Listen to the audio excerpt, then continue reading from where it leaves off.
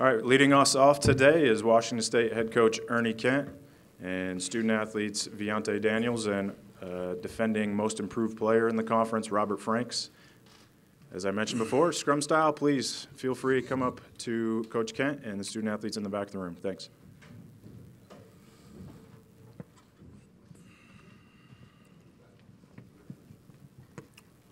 Hey, Coach, how you doing? Good. Hey, I wanted to ask you about the three-point shooting last year. You guys set a Pac-12 record, and you had taken considerably more threes than you had in previous years. At what point did you realize that was going to be the way to have the most success for you guys as a team? And is that the plan moving forward? You still have three great three-point shooters on your team? Well, early on, we saw that we're going to be an excellent shooting team, and it's such a weapon. I mean, the line is so close. That's why there's so much talk about moving it back further and everything, and eventually it may head in that direction. But I even feel this year we've got more three-point shooters. We chart everything in practice. Any live situation, we chart it. And right now, we've got 7 guys that are shooting over 40% from the three. So not only do you have those 3 great shooters coming back, 3 of the best in the conference, but in addition to, there's guys that can really shoot the ball. So yes, it will continue to be a part of our offense.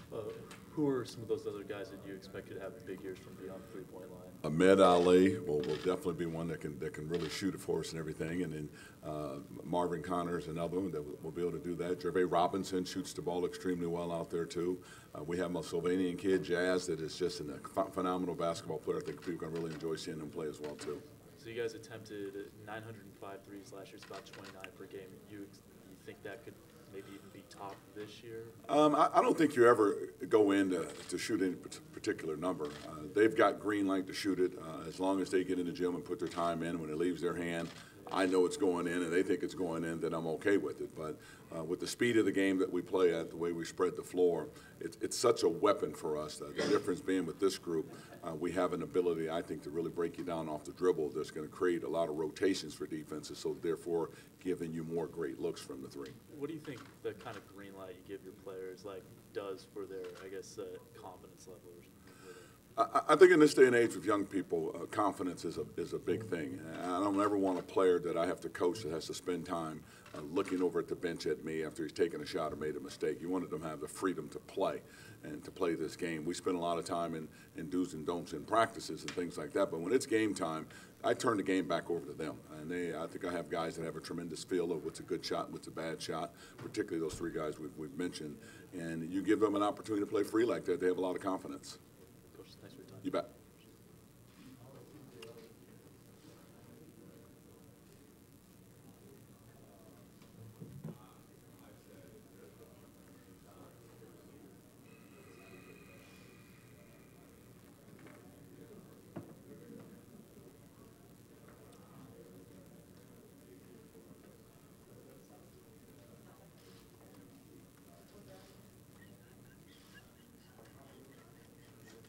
Laugh.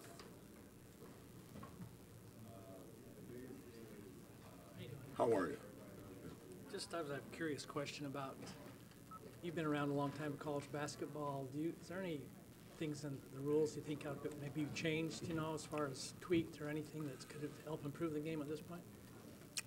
I think, again, when people start looking at the uniformity of international basketball, NBA, and our game is pretty good the way it is right now. But I'm leaning more towards, does it make sense to extend that three-point line, widen the key, doing some of those things that they've talked about. So I think with the players being more perimeter-oriented, you don't have that dominant low-post player anymore. The game's speeding up. It probably makes sense to widen the lane, put the three-point line a little bit deeper for entertainment value. Is that about it then? That'd be the only one probably? I'm sure there's others that are being talked about. Those are 2 that I would be in favor of for sure. What about fouls? Do you think 5 fouls is a good rule? I feel like it is. The 5 fouls, it is. People have talked about quarters versus halves and things like that. I think a lot of that stuff still needs to go through experimental stages just to see. But people shouldn't foul anyhow. The only guy I knew that was a player like that was Coach Lav. Hacker. 6 fouls. Yeah. What are some of maybe the toughest places to play in the Pac-12, do you think, as an opponent? As a whole, I mean, I think as you look back through the years, obviously Arizona's always been a tough place to play. I think Bobby's done a great job at Arizona State. Washington, particularly when we play, is always a tough place to play as well, too. So I think the conference as a whole has kind of gone up and down. In the old days, the Oregons were just packed, and Matt Court sat on top of you. The new arena is still a tough place to play, but you must feel that energy sitting on top of you all the time. And then Oregon State is still a great old arena that when the people are in there, that's one of the better facilities in the country, I think, in terms of that energy that's in the building. And just what are your expectations? I guess you were picked toward the bottom of the league. What do you guys expect for this year? You know, I felt like coming out of this year with the Malachi Flynn returning, that we were a team that certainly contended upper echelon, and then all of a sudden he leaves our program. But with what's come in the door, Javay Robinson, Ahmed Ali, I have been thoroughly impressed with this team. We will not miss a beat with this team. The JC players that we've recruited are athletic, they're long. We've got 10 guys that are 6'5" or bigger now, that type of length I've not had before, the speed, quickness, things we can do defensively. And then my two freshmen are just really good players. You know, C.J. Ellerby and Jazz, those two kids, they understand how to play. We have a different element to this team that I've not had before. Our competitive nature, our toughness, and just our speed is a lot better than I've had before. Thanks. Appreciate it. Anybody surprise you? I'm doing good. Anybody really surprise you? You know, all of a sudden you start practicing, you say, hey, you know, this guy's better than. Ahmed Ali is just a Good. jet. Yeah. And can really score, but knows the game. JC kid? Yeah, he understands. I mean, he was at a school, he lost 5 games in 2 years coming out of Florida, but he knows how to play. Yeah. And you can just let him play because he already knows the game and everything. Yeah. And then I've been really impressed with Isaiah Wade. And we had a scrimmage yesterday that lasted about 35 minutes, so he had 17 rebounds in the game. So there's a guy who's he's 6'6", but undersized, but he knows how to get the ball. Yeah. A tough kid that way. And then probably my two newcomers, C.J. Ellerby and Jazz, a young man from Slovenia, are both skilled, long. C.J. 6'8", Jazz is 6'9". They can put it on the floor, they can shoot it, and we're just bigger. We're longer. We take up more space, which I've not had a team like that before. Can you get some momentum in the preseason? I mean, a preseason schedule. No question about it. When you have 6 new guys like that, there's momentum every day just to get through this scrimmage. Then we have another one coming up, and then all of a sudden you've got a closed-door scrimmage, and then you've got an exhibition game. It just keeps building that way, and then you get to that preseason play and everything. Hopefully you've got them where you need to have them when that success comes, but you definitely can do that. Do you like this team maybe a little bit better than previous teams talent-wise? No question, no question. Oh, you do? Not just from talent, from the ability to score, but defensively we can do a lot of different things with this group because, again, we can put 2 6'9" guys on the head of a press or at the top of your zone now, which will disrupt a lot of people. So I just feel like the freedom to do more is what I'm really comfortable with this group. Coach, I'm hearing a lot of good things about the freshman Ellerby. What can you tell me about him, his recruiting process? You know, his dad played at Cal and played for Mike, and I remember coaching against him, and what a great player he was, tough competitor. His son is just like him, extremely tough, understands the game, and really likes to compete.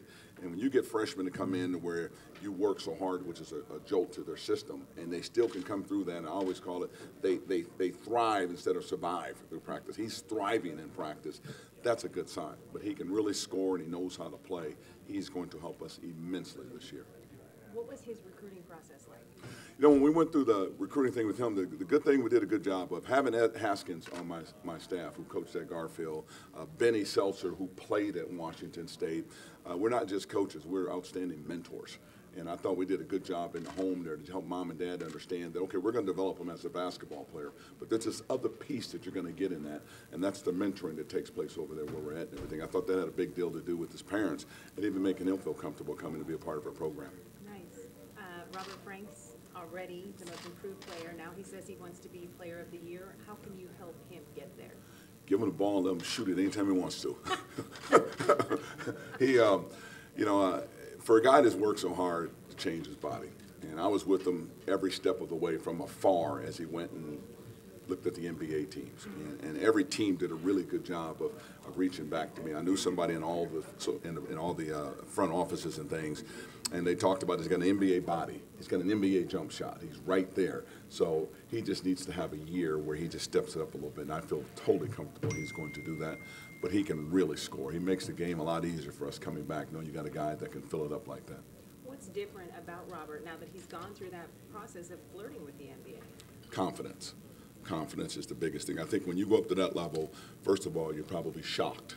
You're shocked at what they tell you, what they put you through, how hard they work. And I remember them coming away thinking, woo, I had no idea. Then all of a sudden now you go to the next one, the next trial, and all of a sudden this confidence comes. And all of a sudden you're competing, and you're competing against players already in those programs.